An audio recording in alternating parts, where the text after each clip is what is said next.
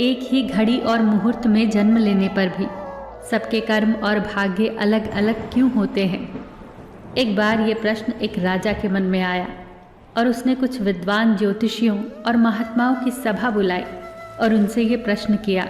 उसने उन सब से पूछा, मेरी जन्म पत्रिका के आधार पर मेरा राजा बनने का योग था और मैं राजा बन गया, लेकिन उसी समय और उसी मुहूर्त में बहुत से लोगों ने जन्म लिया होगा, परंतु वो राजा नहीं बन सके।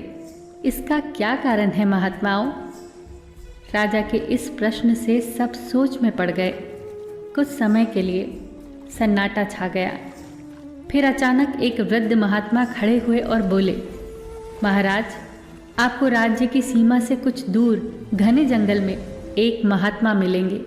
उन्हीं से आपको इस प्रश्न का सही उत्तर प्राप्त हो सकता है। राजा के लिए इस प्रश्न के उत्तर की जिज्ञासा इतनी तीव्र थी कि उन्होंने उसी समय जंगल की ओर प्रस्थान किया। जंगल में खोजते खोजते उन्हें एक महात्मा मिले जो एक पेड़ के नीचे बैठकर उस पेड़ की पत्तियां खा रहे थे। राजा ने उस महात्मा के पास जाकर वही प्रश्न किया, किंतु महात्मा क्रोधित होकर बोले, देख नहीं रहा मूर्ख, मैं पत्तियां खाने में व्यस्त हूँ। समय नहीं है मेरे पास तेरे प्रश्न के उत्तर के लिए। जा, इस पहाड़ी के बीच एक और महात्मा तुझे मिलेंगे, उन्हीं से पूछना इस प्रश्न का उत्तर। राजा की जिज्ञासा और बढ़ गई और वो पहाड़ी मार्ग को पार करता हुआ बड़ी कठिनाई के साथ परंतु बहुत उत्सुकता लिए उस दूसरे महात्मा के पास पहुंचा। राजा ने देखा कि वो महात्मा भी बड़ी ही तन्मयता के साथ मिट्टी खा रहे थे। राजा ने उस महात्मा के पास जाकर वही प्रश्न किया, परंतु वो भी क्रोधित होकर बोले, मैं भूख से बेहाल हूँ। मैं पहले अपनी भूख शांत करूँ या तेरे प्रश्न का उत्तर दूँ? आगे बढ़ और पहाड़ी की चोटी पर जा। वहाँ एक आदिवासी बालक रहता है, वही दे सकता है तेरे प्रश्न का उत्तर, परंतु ध्यान रहे कि वो शीघ्र ही मृत्यु को प्राप्त होने वाला है। राजा की उत्सुकता अब बेचैनी में बदल गई। अब उसके लिए ये एक पहेली सा होता जा रहा था। वो कठिन मार्गों को पार करता हुआ पहाड़ी की चोटी पर स्थित आदिवासी गांव में पहुंच गया, जहां वो बालक रहता था। राजा ने करबद्ध होकर उस बालक के सामने अपना प्रश्न रखा तो पहले तो वो बालक हंसने लगा। फिर उसने राजा से कहा, मेरे पास भी समय नहीं है, मेरी मृत्यु होने वाली है, परंतु सुनो राजन अपने प्रश्न का उत्तर।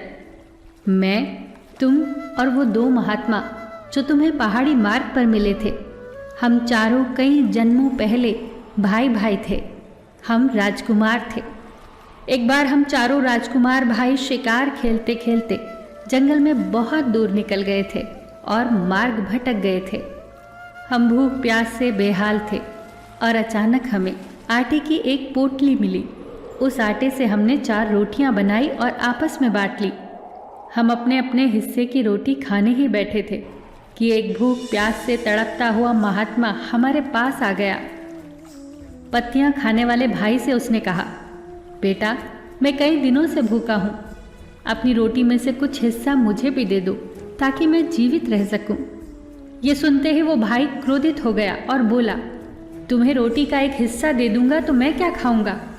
नीचे गिरी हुई पत्तियां? चल भाग यहाँ से। अब वो महात्मा उस भाई के पास पहुंचा जो इस जन्म में मिट्टी खा रहा था। उन्होंने उस भाई से भी याचना की कि अपनी रोटी का कुछ भाग उन्हें दे दे, पर वो भी बहुत क्रोधित हो गया और चिल्लाकर बोला, बड़ी ही कठिनाई से मिली है ये रोटी मुझे, तुझे दे दूंगा तो मैं क्या खाऊंगा? जंगल की ये मिट्टी। उसने भी उस महात्मा को वहां से भगा दिया। भूख से बेहाल वो महात्मा जब मेरे पास आए तब मैंने भी अधीरता से ही उत्तर दिया कि मैं नहीं दे सकता अपनी रोटी का हिस्सा। अगर मैं तुम्हें दे दूंगा तो मैं क्या भूखा मरूंगा? जाओ आगे बढ़ो। और अंतिम आशा लिए वो महात्मा आपके पास भी आए और आपने बड़े आदर और प्यार के साथ अपनी रोटी का आधा हिस्सा उन्हें दे दिया। वो आधी रोटी खाकर वो महात्मा बहुत खुश हुए और बोले, तुम्हारा भविष्य तुम्हारे व्यवहार और तुम्हारे कर्म के आधार पर ही फलेगा। और देखो राजन, वही हुआ। इस जन्म में हम चारों भाइयों का जन्म एक ही घड़ी और एक ही मुहूर्त में हुआ। लेकिन हम वैसा ही फल भोग रहे हैं जैसा हमने कई जन्मों पहले व्यवहार और कर्म किए थे। राजन, हम बबूल का पेड़ लगाकर आम की आशा नहीं कर सकते। इंसान किसी भी घड़ी, किसी भी मुहूर्त में जन्म ले, परंतु उसके कर्म और व्यवहार उसके साथ साथ सदैव चलते हैं।